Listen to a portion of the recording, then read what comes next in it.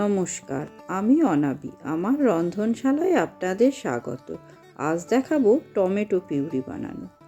প্রথমে আমি 1.5 KG tomato নিয়েছি। এটা খুব ভালো করে ধুয়ে একদম জল শুকিয়ে রেখে দিয়েছি। জল কিন্তু একটুও থাকা চলবে না। এবার এগুলোকে একটু ডুমো ডুমো করে কেটে নিয়েছি। তারপর এগুলো একটা মিক্সার গ্রাইন্ডারে অল্প অল্প করে দিয়ে একটা পেস্ট বানিয়ে নেব।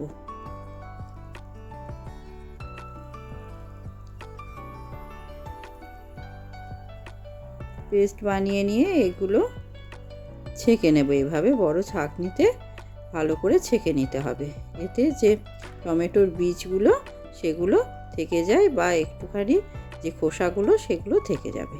এভাবে পুরো টমেটোটা পেস্ট করে নিয়ে আমি ভালো করে ছেঁকে নিয়েছি। যে টমেটোর যে ছাঁকা অংশটা থাকে সেই অংশটাও আপনি এইটা আপনি অন্য কোনো রান্নায় ব্যবহার করে দিতে পারেন 1-2 দিনের মধ্যে। এবার টমেটোর পেস্টটা আমি কড়াইয়ে নিয়ে বসিয়ে দিলাম গ্যাসে এটা আমি প্রায় 20 মিনিট মতো ফোটাবো। দেখুন আস্তে আস্তে বাবলস হতে শুরু করছে। এবারে এটা খুন্তিতে করে মাঝে মধ্যে এভাবে সমানে নাড়তে থাকবো। কিছুক্ষণ করে ফুটবে আর একবার করে করে এইভাবে নেড়ে দিতে হবে।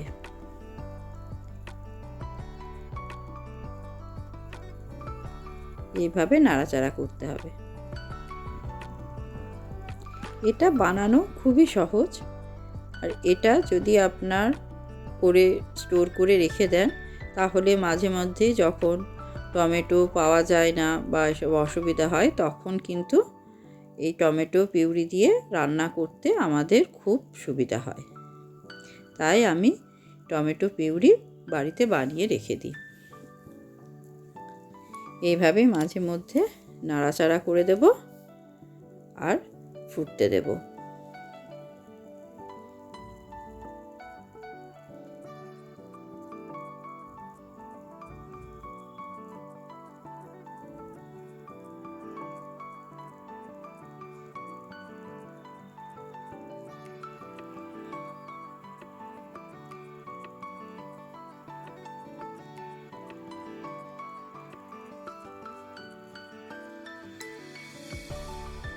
দেখুন কীরকম ফুটছে। এবারে আমি 1.5 চামচ মতো লবণ দিয়ে দিলাম। আবার ভালো করে নাড়াচাড়া করব। এইভাবে মাঝে মধ্যে নেড়ে নেড়ে দিতে হবে।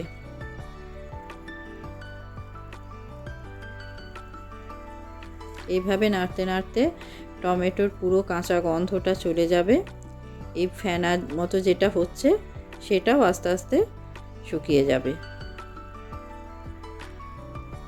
আমি কিন্তু এতে কোনো রকম কালার বা কোনো বিট কোনো কিছু মেশাবো না। দেখবেন তাতেও কালারটা ভালোই থাকবে। আস্তে আস্তে অনেকটাই ঘন হয়ে এসছে। এবার এতে আমি 2 চামচ মতো চিনি দিয়ে দিলাম। আবার ভালো করে নাড়াচাড়া করে দেব। এরম করতে করতে জিনিসটা অনেকটা ঘন হয়ে আসবে। অনেকটা ঘন হয়ে গেলে আমি গ্যাস অফ করে ঠান্ডা করতে দেব। ঠান্ডা হয়ে গেলে জিনিসটা আরও একটু ঘন হয়ে যাবে। দেখুন অনেকটা ঘন হয়ে এসছে। এবার আমি গ্যাস অফ করে রেখে দিলাম। এবার একটা পাত্রে এটাকে ঢেলে নেব।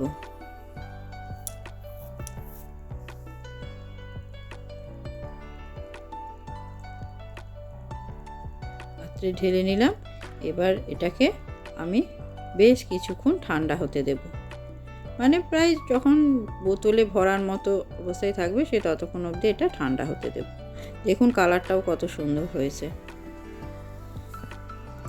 ব্যাস ঠান্ডা হয়ে গেছে, বোতলে ভরার মতো অবস্থায় এসে গেছে। এবার এতে আমি সাদা ভিনিগার দিয়ে দেব 1.5 টেবিল চামচ।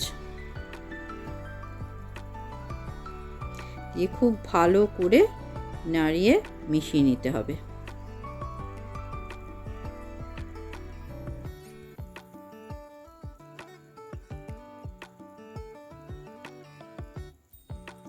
খুব ভালো করে মিশিয়ে নিয়েছি। এবার এটা কাঁচের শিশিতে ভরে রাখবো। কাঁচের শিশিটা আমি খুব ভালোভাবে ধুয়ে পরিষ্কার করে রেখেছিলাম এবং এতে কোনো রকম কিন্তু জল নেই, পুরো শুকনো করা আছে।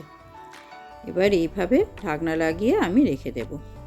আমার এই 1.5 কেজি টমেটোতে এই দেখুন এতটা হয়েছে টমেটো পিউরি। এটা আপনি অনেক দিন পর্যন্ত বেশ কয়েক মাস এটা এইভাবে ফ্রিজের মধ্যে রেখে দিতে পারেন। ডিপ ফ্রিজে রাখার দরকার নেই, নর্মাল ফ্রিজে রাখলেই হবে। তারপরে এটা আপনারা যখন খুশি রান্নায় ব্যবহার করতে পারেন। কেমন লাগলো টমেটো পিউরি বানালো জানাবেন। ধন্যবাদ।